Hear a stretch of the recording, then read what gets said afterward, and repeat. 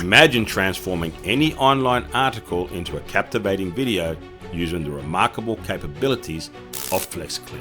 Let me guide you through the simple process, demonstrating how effortlessly it can be achieved.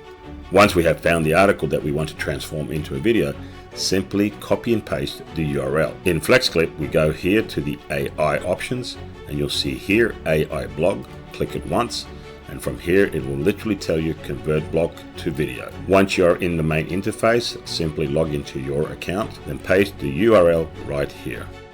Press generate. After it's finished generating, you'll be greeted with this window. Now this is pretty cool. You can go through the article itself, but basically what the AI has done has picked what it thought was the highlights and try to condense it into a simple story. However, you may read the article and think, well, this part is really good too. Now you see how it highlighted in gray. If I now press on this, it literally inserts another chapter or another part of the story, and it will populate that with the video as well, like so.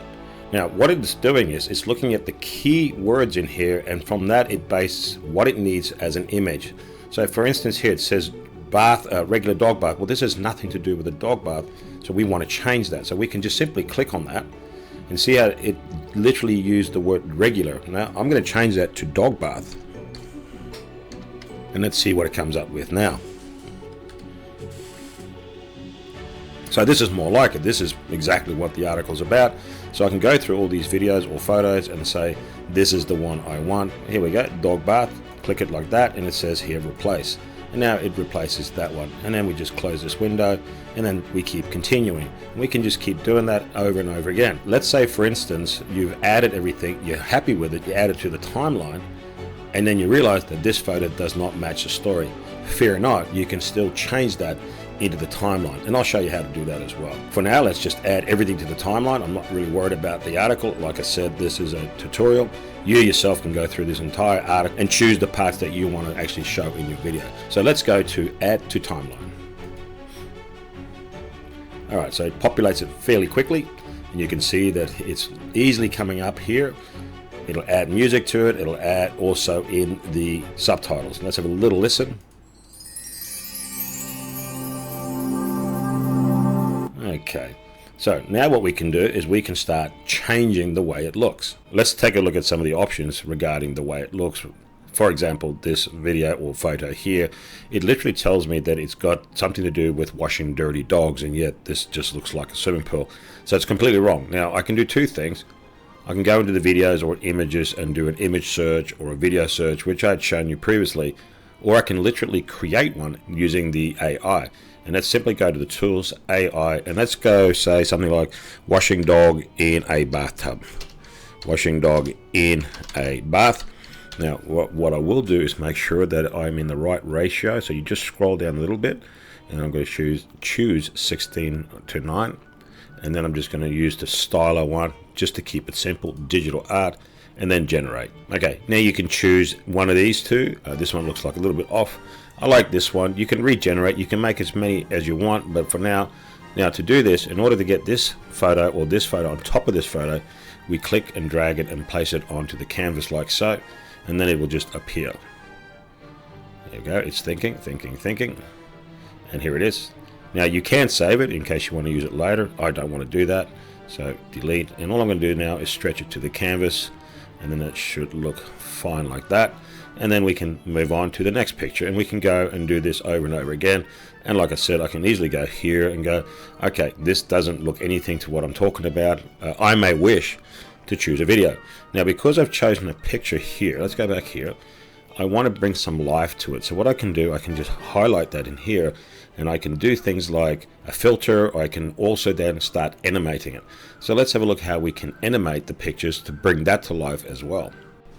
Right now there is no option to do any animation. There's no option here. I cannot find it here, and I will show you why that is. If I click and drag the scrubber back to the beginning, you will now see I have an option to create animation. So why don't I see that here? Well, it's very simple. If I click onto the timeline, or even on this picture here, you'll see that this is actually sitting above the canvas. So technically it's a picture within a picture. To make it that this one is now on the canvas, I can simply right click here and set to background, And that means the background is now this, and the other one was there before has been removed. Now I have the options of creating animation. So let's do that.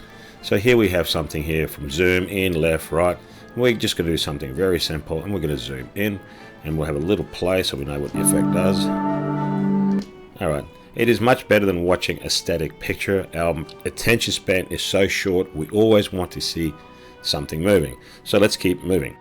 So what else we can do? We can add obviously transitions in here. Let's pick up something very simple. This little liquid splash is fine. Click it once, it's been applied. You can have a bit of a preview to see what it does. That's fine. I'm not a big fan of transitions, and you may like it.